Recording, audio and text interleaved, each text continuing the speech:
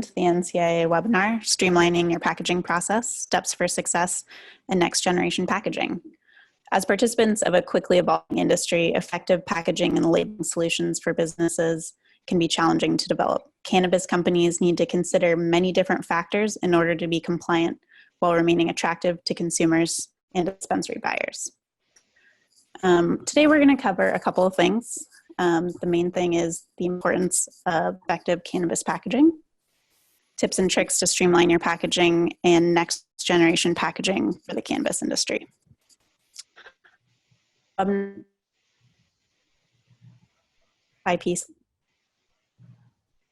name is Mauria, founder, creative Potency. Since founding one of the first cannabis branding agencies in 2015, I've had the honor of global cannabis companies across the country, including Select, C-Cell, and Yerba Buena. I also serve as director of Bernstein Holdings, a publicly traded, vertically integrated, multi-state cannabis operator. Hi, I'm Lisa Hansen. I'm the Vice President of Plaid Marketing, which is an award-winning creative agency located in Santa Cruz, California.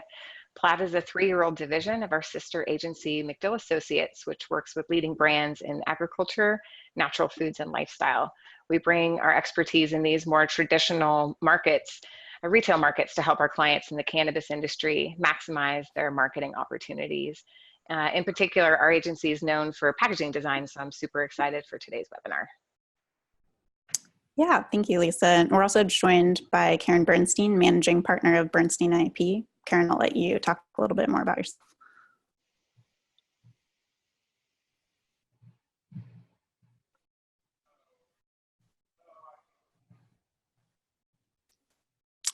Karen, if you want to join us, we can move on to Brian Smith, Inventory Manager and Buyer for Satori Wellness. Hi everybody, my name is Brian Smith. I'm the Buyer Inventory Manager for Satori Wellness. We're out of Humboldt County, California. I've been a cultivator for roughly 20 years and been working as the purchaser buyer for Satori for 2 years. I'm very fortunate I get to work in a micro business where we have manufacturing, distribution, cultivation, nursery, a nice nursery, and as well as retail. I'm able to interact with over 100 brands that I have coming through my store, so I see a lot of both sides. And I'm very happy to be here with you guys, and we're really happy to be in the middle of this expanding industry. Yeah, and we're happy to have you, Brian. And Karen, I want to give you a chance to introduce. I think you put out the first part.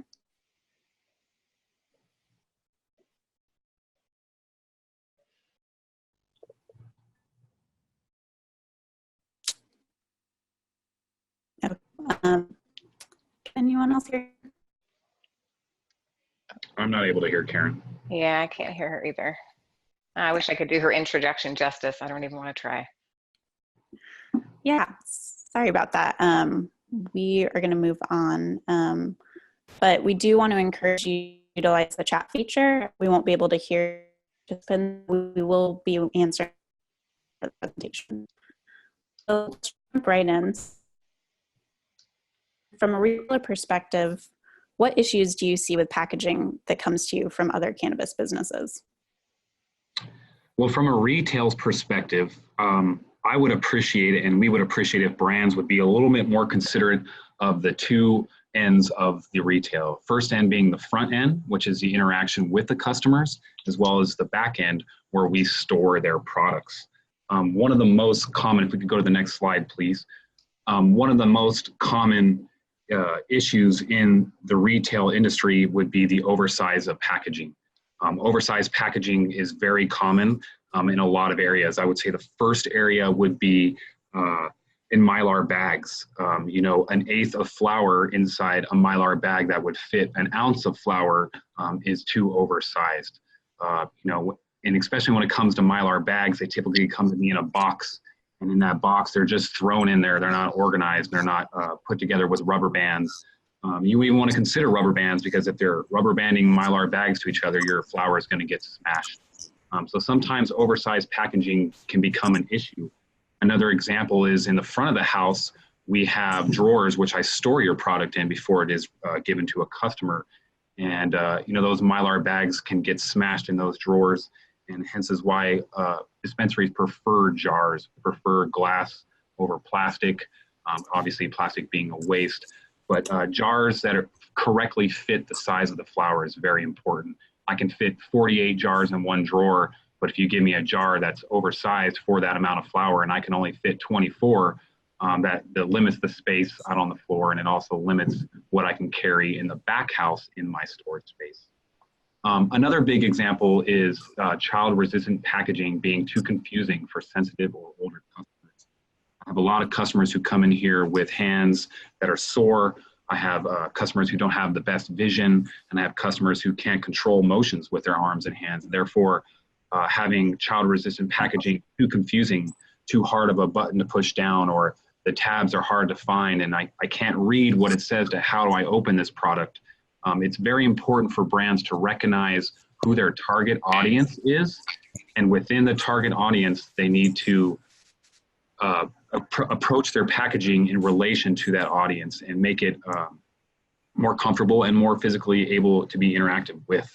And I think lastly, the biggest issue that I see is financial incentive for the customers to recycle or return empty products in containers. From the very beginning of this packaging, streamlining your packaging process, you want to consider the final end with the customers, them bringing it home. They want to return this stuff. They want to recycle it. And if you can create a program, your brand, your manufacturing, your company can create a program that says, for example, if we do run a demo day and then people come and return their products during a demo day, they can get X amount of percentage off their product. But then we can now recycle these products that are connected to our brand. Figure out some sort of incentive for the customers to recycle and return your products so that they have and they feel like they're important and they feel like they're giving back in returning what we were taking from this earth. Those are, I feel like, my biggest points. Lisa, you've worked with many different clients in the cannabis industry and other CPG sectors. What are some of the broader implications that these packaging problems present for a cannabis brand? Sure. I mean, I think the first one is lost revenue and lost time. I know we're having a delay with the slides. We'll get to that. But quite simply, your packaging is the vehicle that physically gets you into the market. So the longer it takes, the less money you're making. So I can't stress the importance of planning and pre-planning before you're pre-planning. One strategy we've used with our clients to help them pre-sell products into the market is producing really high quality mock-up packaging. In fact, we did that with Gooey Cannabis, which is that orange Mylar bag. We created some really high-end mock-ups with even the holograph inside so that he could get out there and start pre-selling the product, secure some pipeline. So that's been really helpful. We also do a lot of digital renderings that can really help just pre-sell the product. Not being compliant is obviously one of your bigger risks. We've gone from non-regulated to regulated so fast, especially here in California. Your compliance is completely tied to your bottom line. So just don't take any chances. The stakes are really too high. It's not worth the risk. So you really want to engage professionals, someone like Karen on the legal side, someone like Mauria and I on the packaging and branding side. You want to do your homework, and you really want to think everything through, because packaging is your main touch point. It's your biggest, most important marketing tool. It's mission critical that it ensures it's compliant, or it's not going to make it to the end customer. Another really important piece of compliance is just keeping up with those regulation changes. Again, here in California, it seems to change practically every quarter. So planning to evolve your packaging more quickly than you think you'll need to is something really important. That's something that we're seeing as an agency in this market compared to some of the more traditional retail markets, where a brand can, it can survive, 5, maybe even 7 years. It's just not the case in this market. You really have to continue to evolve. And lastly, not appealing to the end retail consumer, cannasumers, we call them here, is a really big implication that's coming up a lot. So making sure, streamlining your package to make sure you're appealing to those end consumers, but also work well on the shelf for merchandisers and keeps buyers like Brian happy and reordering and restocking your product. the worst thing you can do is to invest in packaging that doesn't resonate with today's buyers and consumers. So just like Brian said, making sure that you're really appealing to your target market is critical. And also I would say that packaging literally helps build your brand and compete on the shelf. So while I completely agree with Brian and everyone about recycling and not being oversized, we also have to make sure as brands that we're pushing messaging and really competing on the shelf. It's your one opportunity to speak directly to those consumers who you want to think not only about the form and the function of your packaging, but the messaging and your overall strategy. Thank you, Lisa. And Karen, as an IP attorney, well, first of all, Karen, I'd love to give you the opportunity to introduce yourself. Hi, folks. Thanks for joining today. My name is Karen Bernstein, and I'm the managing partner at Bernstein IP. We are a trademark, copyright, patent firm. We work with clients in the cannabis space with all their requirements, including packaging and labeling, trademark and IP licensing, internet advice, securities, and corporate work as well if you need it. What I'm about to say, though, just to let you know, is not legal advice. It's just for informational purposes, so take it for what it is, but just for informational purposes. If you want to talk about other things with me, then maybe we can talk offline, but just putting up the disclaimer here. Thanks, Mauria. Yeah, thanks, Karen. As an IP attorney, what subjects do you advise your clients about when it comes to their packaging? Well, I look at whether or not they can get trademark protection. We'll talk in a minute about trade dress, trade and then dress. We talk about copyright protection on perhaps logos, if they're sufficiently creative enough that they could qualify for copyright protection. And we talk about patent protection as well. But we also discuss, what's the required state information on packaging, edible product requirements, for example, what goes on the primary panel and what are the ingredients and allergen warnings, make universal symbols, make sure that we're in compliance with state law, the font sizes, depending on the state. And of course, child-resistant packaging is very important, as we all know.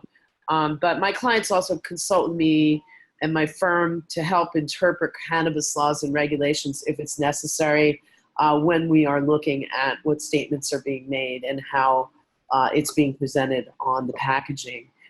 So we want to talk a little bit about the different types of protections for intellectual property on the actual packaging itself.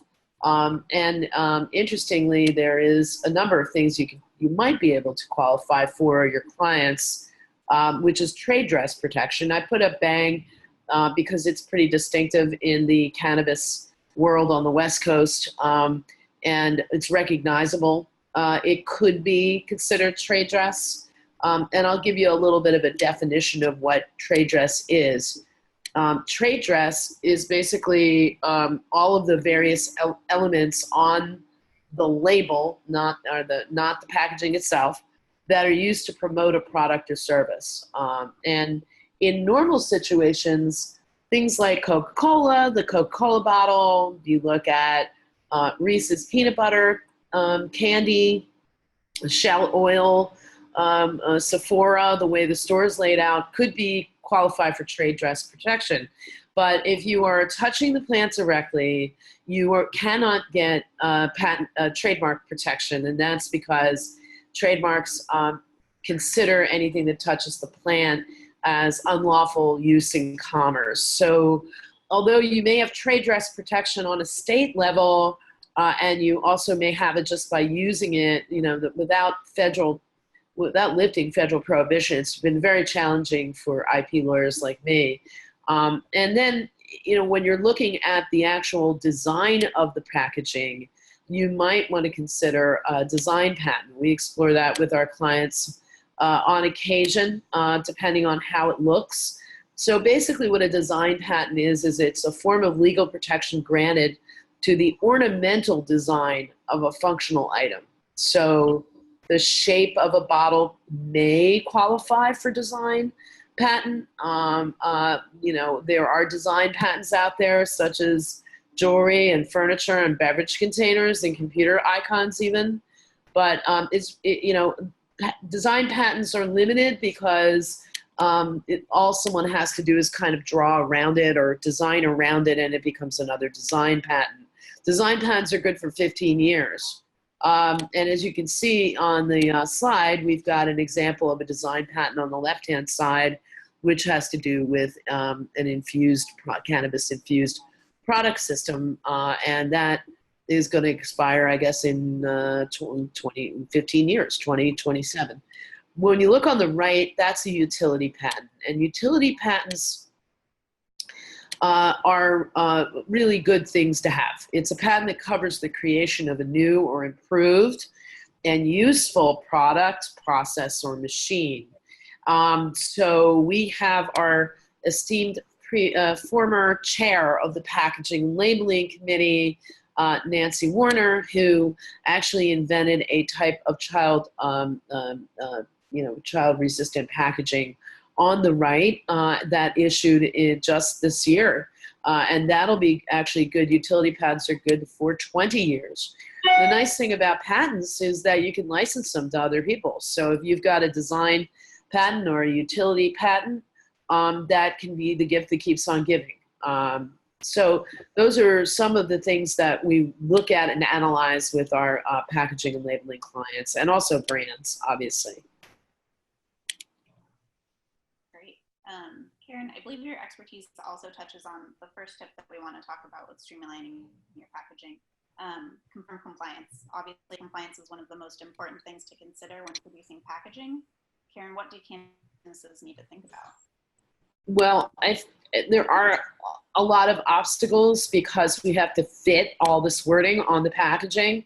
And what goes on the primary panel is the most important to comply with state law. So there are times that we've seen, fonts are, sometimes in certain states, fonts are not necessary, but in states like California, fonts are very important. The other thing about California that's really frustrating is it's a moving target. So whenever there's a new regulation, there's a lot of scrambling that has to be done in interpretation of that law.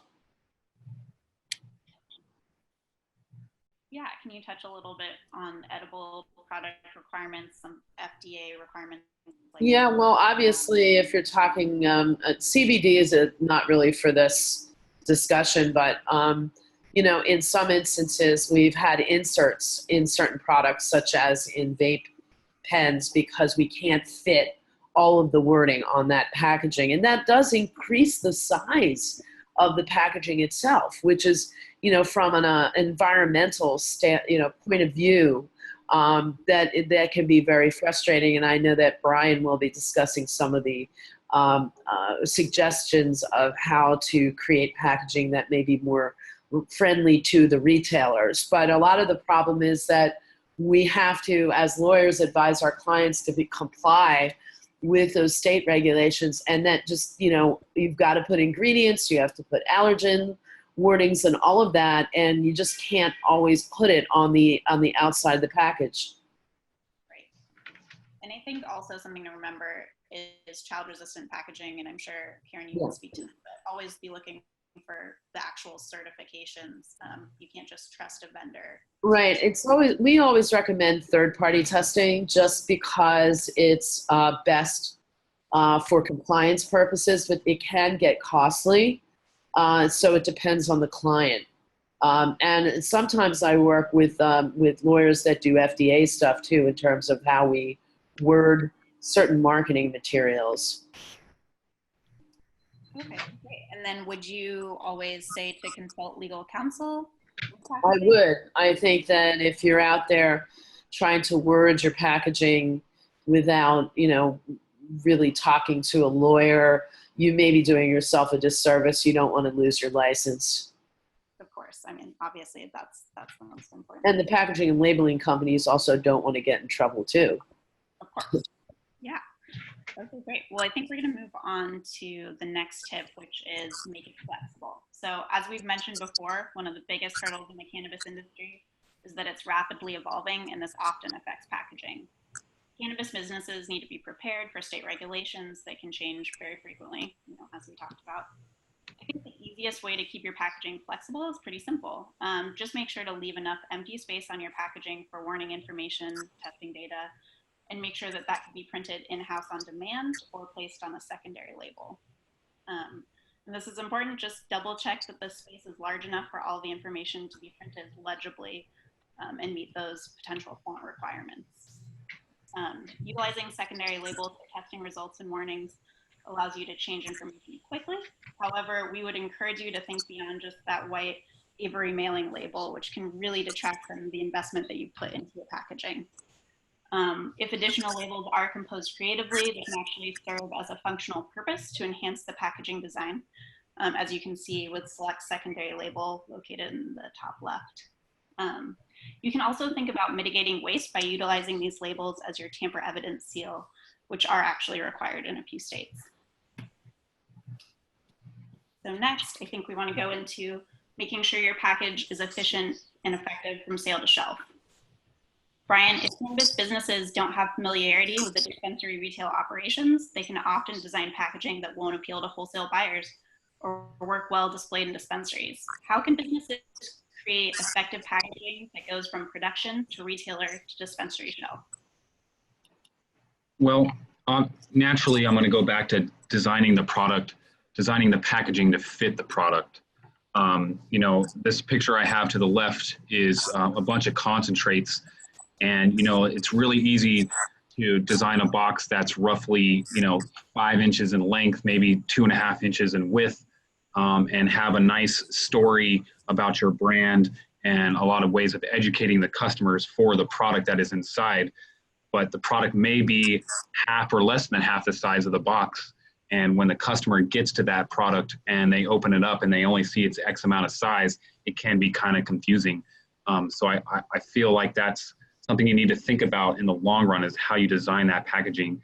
I do agree with Lisa that there is a balance, and we need to have the balance within the retail to the the manufacturing, and that balance is allowing the brands to tell their story. They definitely deserve enough space on the packaging to tell their story. And I think if a brand can find that balance of the size in comparison to the product, that will help themselves. That'll help with the back storage at the retail. It'll make everyone happy down the line. Customers don't want to be stooped on what they're getting. You know, they appreciate that. Labor costs. You know, a big thing that brands need to do is think about labor costs. There was just a suggestion of thinking about your tamper evident. If you can incorporate your tamper evident sticker in relation to, say, your secondary, or secondary is a perfect example. Ways of saving time and saving steps in your labor for each package. If you're award-winning and you have a sticker that says "I won first place," and then you have your secondary, and then you have a sticker that goes on the top, and then, you know, it's like you're adding on more steps, which down the line will take more money out of your pocket. So think about designing your primary, have enough space for your secondary, and think about the size of your product, and you know, put it together with thought. Another thing that becomes an issue with me is concentrates. They can get warm or they can get liquidy, and if it needs to be upright and you need to make sure that they don't get tipped over on the wrong side so it pours into the cap, that's your job to put that arrow on your packaging. It's your job to think of those steps ahead of time so that you can prevent errors and issues from the inexperienced bud tender or buyer's side of things. The best way to do that would be, you know, consult with the existing distribution wholesale customers and get their input before you invest in your packaging. Find what they've been getting. Find the bulk prices. You know, if you go past 10,000 units, it's X amount of price. You want to take their experience and pick their brains and make sure you go about it the right way from the very beginning. And of course, once again, just make sure you think about how it's stored in the back of house of the retail. Make it efficient. Boxes stack well together. Octagon shapes do not stock well together.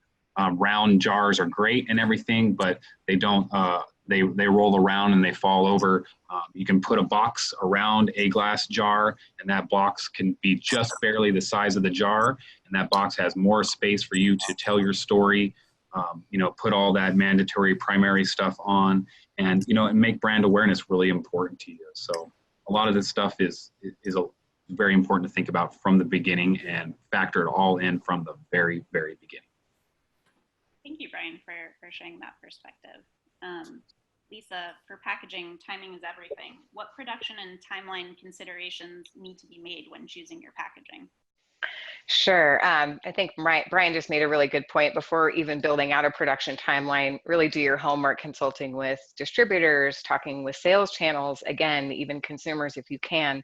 Really doing your market research. The NCIA Summit in July is a fantastic place to start to help you understand what options and vendors are out there. We really encourage people to look at what we call the brandscape, like who are you really competing against and what sort of packages are they in. From there, when you build out that production timeline, you want to be sure that you've worked backwards and you've allowed yourself plenty of time and making sure that your sales channels have really realistic timeframes. Again, this is a great opportunity to lean on mock-ups, sample packaging. We've even done non-infused edible samples to just get people excited about what's coming down the pike. Digital rendering, sales collateral, the more you can do to kind of present your brand in a professional manner while your packaging is actually being produced is a great way to just stay in the pipeline and get those sales conversations going. And staying up to date with the ever-changing compliance changes is really key to your timeline. For example, we were just chatting yesterday as a committee that there's guidelines that are coming up in 2020 here in California that people should really start planning now, not 6 weeks before, not even 8 weeks before. Second bullet, processing your art, approving proofs, each and every step adds time. Working with domestic printers versus overseas printers will really impact your timing and cost, but it also can be a quality thing. We've launched certain brands with domestic packaging just to get them out there and get the velocity going, and then went to overseas printing to save costs, but that also adds time. You want to make sure whoever's preparing your artwork really understands the print specs. I'm all for people getting a bro deal, but when it comes to printing 50,000 packages, you really want to be sure you're engaging professionals to make sure that they know what they're doing. You want to plan on changes, you want to plan on extra time, and if possible, you want to run that package really through your actual supply chain from start to finish. Brian makes a good point about added cost with labors and extra stickers, which is just sort of an inevitable thing, especially here in California. And then you also want to look at custom versus stock options. In my perfect marketing world, our packaging is always custom in some way, shape, or form. And like Karen pointed out, that proprietary package design can actually be a piece of intellectual property and a financial asset for your company. So if that's an opportunity, by all means, go for it. However, that's not always realistic. So sometimes you really want to have a plan A and a plan B.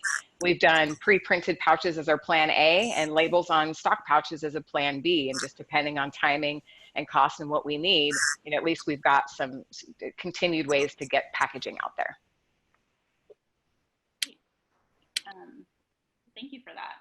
Now that we've covered streamlining your package, we're going to move forward with next generation packaging. Because of the high level of regulations in our industry, it can be challenging to access innovative and creative packaging solutions. As packaging and labeling committee members, you guys are immersed in the industry, and I'd like to ask you some questions about next generation packaging for cannabis. So Karen, as an IP attorney, what are the coolest types of packaging you've seen lately? Oh boy. So what's been really cool lately is that I've been looking at various anti-counterfeiting techniques in the industry. In my previous life, I did all the anti-counterfeiting enforcement for Russell Simmons and Pharrell Williams brands in the apparel industry for an outside firm. And with lessons learned from that, I've been trying to help my clients, especially the California clients, to enforce their trademark rights. The problem is that packaging and also vape cartridges, what I'll call vape carts, are primarily manufactured in China, particularly in Shenzhen and Chengdu. And the problem with that is that the Chinese do not view intellectual property protection the same way that Americans do. And so they will, and then not all of them, but a lot of them will sell that packaging and the designs and all the wording and the brand name out the back door, and they will sell the vape carts empty I sell them on Alibaba and on eBay and even on Amazon. And what that does is the black market, where states are not legal, either medical or adult use, will take those and create their own blend of concentrates, and God knows what's in them. And so the brands are really, in the cannabis space, the legitimate cannabis space, are really getting concerned. And so I was doing some research, and I came across two companies, one of which puts out a product called micro-taggants. Taggants are ways of identifying and authenticating whether or not the product is real and authentic rather than a fake. And taggants have been around a really long time. They started with gunpowder, and then 3M developed a micro-taggant to detect, create a way to detect whether or not something is fake. So they have covert type of taggants, like when you see a bank robbery and the money spits out, there's this colored ink that comes out. And then there's covert taggants. And these micro taggants, you cannot see them. And you will not know which brands are actually employing these methods, because the whole point is it's supposed to be a secret. And they are actually sprayed on with a silica, which is completely safe for human consumption. Not that you would eat the packaging, but they also can put it into concentrates. And this particular silica has been lab tested and is a form of additive that you find in a lot of foods, and that are safe under the FDA standards. So really cool technology there. Those micro-taggants have microchips inside of them that are 3D, that have symbols on them that are identifiable to that brand holder. So for example, if the vape company or the edible company has the edible company has packaging, and they find out through their own private investigators, they have someone like me or another anti-counterfeiting attorney, through private investigators, they think someone is selling fakes.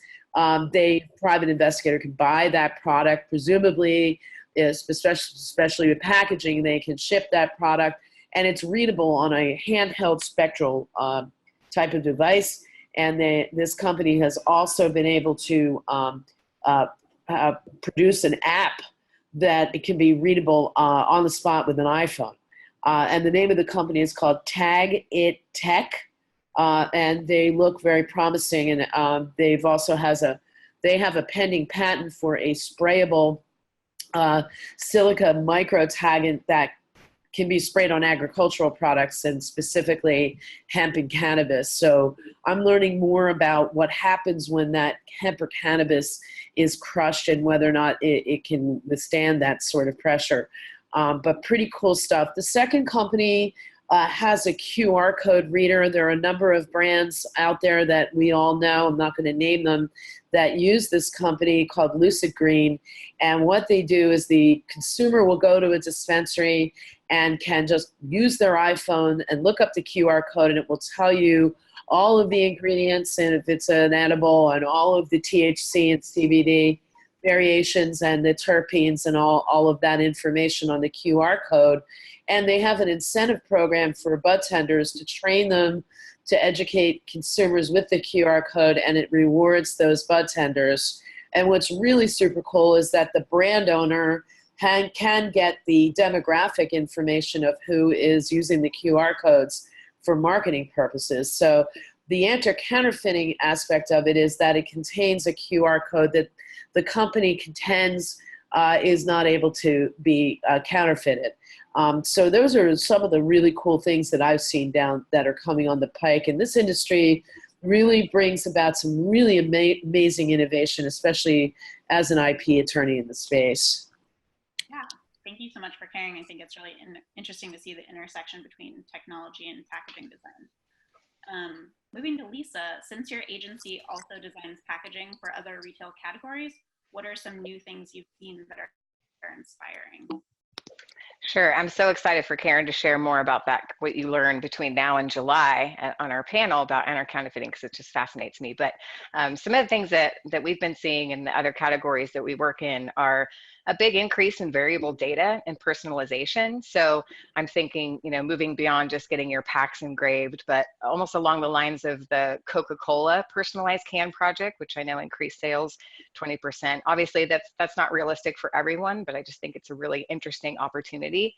Cannabiz is a really great example on the variable data as well as traceability and telling a company's story, which is a really hot topic across all markets right now. People really want to know how traceable, how transparent the products that they put into their bodies are.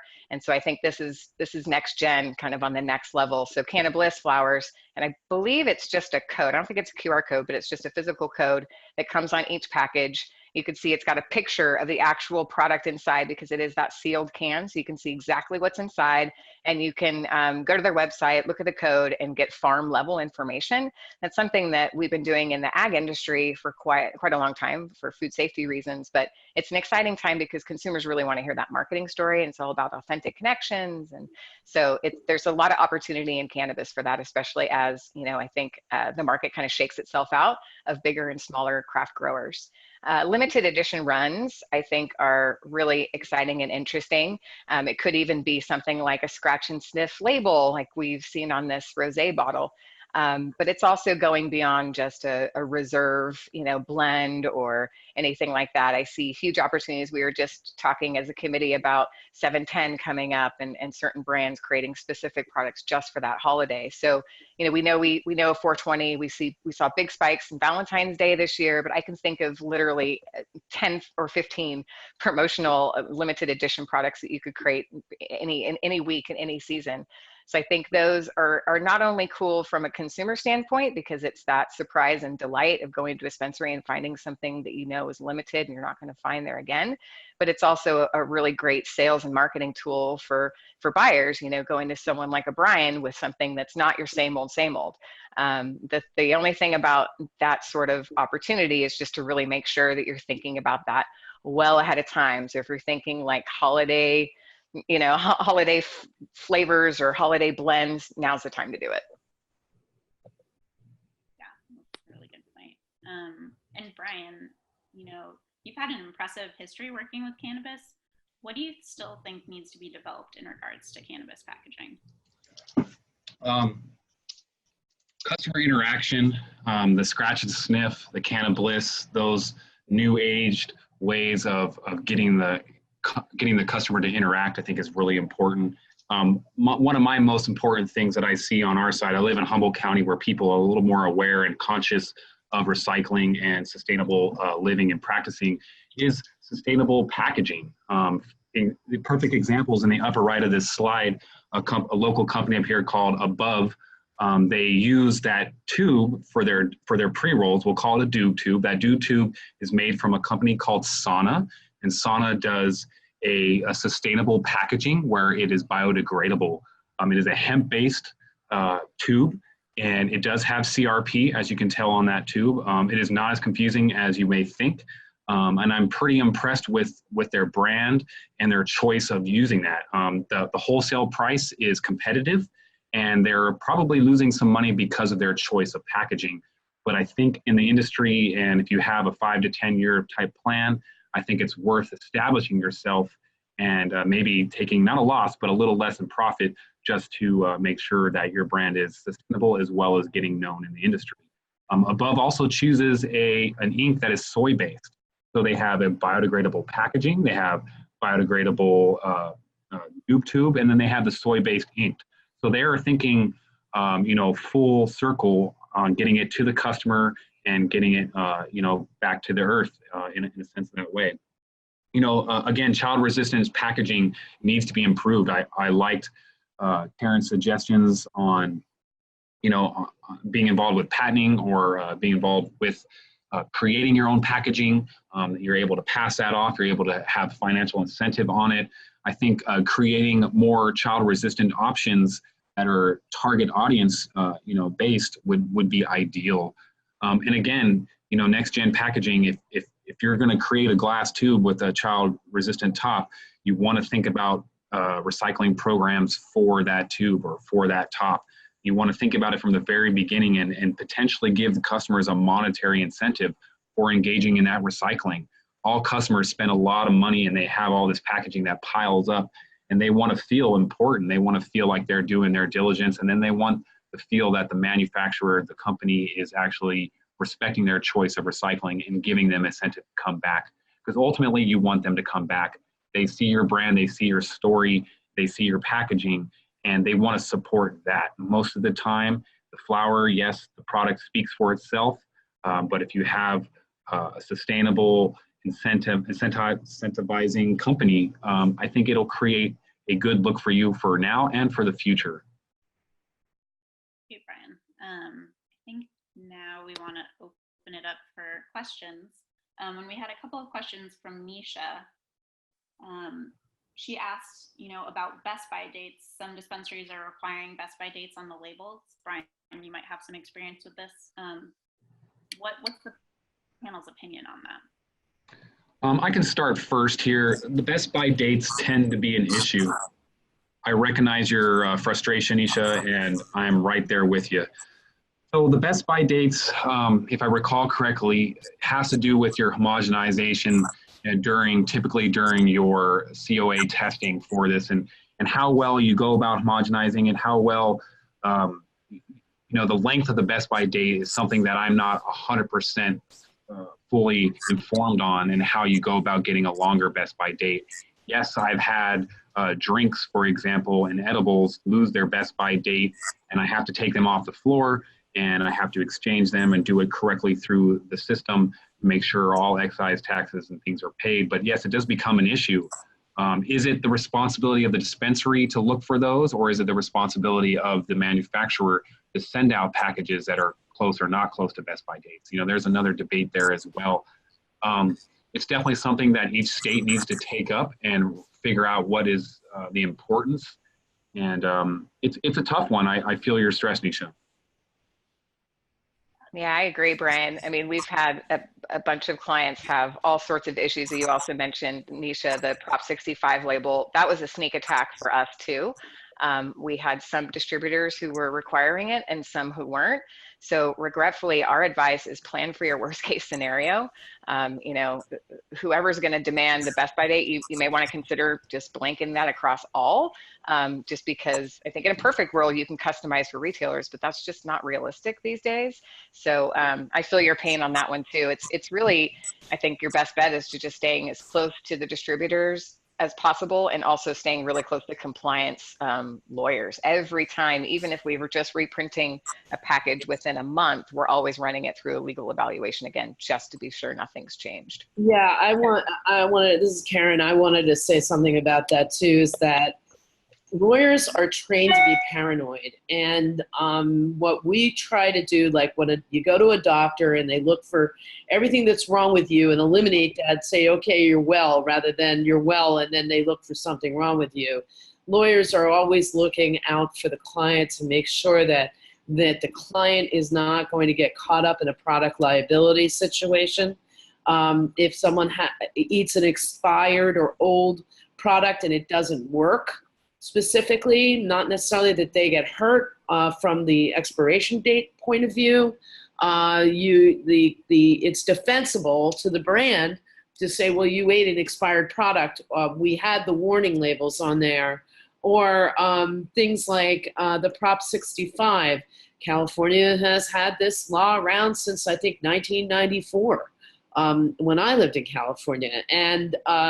And unfortunately, that's part of compliance. So there's a constant give and take between the client and the legal in terms of keeping the public safe and complying with state law. So unfortunately, it may be the cost of doing business.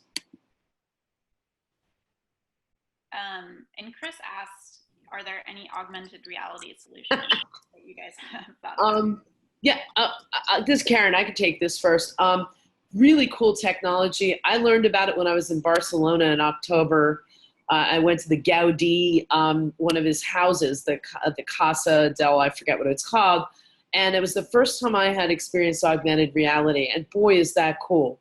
You can take an empty room and look through the thing that looks like an iPhone with the camera function and hold it up, and all of a sudden you see all these other things. Now, there is a company called Next Tech AR Solutions, and they have some solutions. They're Canadian for dispensaries to give a dispensary experience.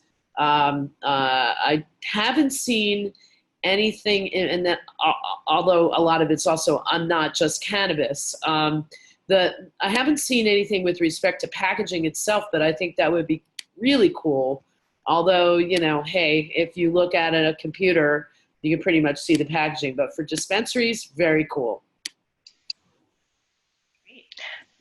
Yeah, I think we'll start to see that at events probably before we'll see it on packaging. At least that's what I'm seeing in natural food and agriculture, and, you know, kind of a similar thing where we're trying to bring people into the fields or into the warehouses and really show them the process. And it seems like at point of sale, that can be a little bit tricky, but at trade events, that's a great place to engage people because they're looking for those sort of experiential opportunities. Yeah, I might want to add there that once again, the lawyers may only allow select sort of shots because if you're trying to protect your store for, say, a trade dress, the way that your store is laid out, you may not want everyone to see it. And a lot of it is also, you know, from a proprietary point of view, but I think it's a very cool technology. Yeah, and I think that its potential in dispensaries could actually also be interesting. Just, you know, before somebody buys, being able to actually go and see the farm, quote unquote, could be really interesting. Well, I sure look forward to that. I think that would be a really good look. Any sort of engagement being another way for you brands to tell your story. You know, it's another way for the customer to engage, get closer to the farmer, get closer to the cultivator. I think that would be crucial. Okay. Well, I think that's all the questions we have.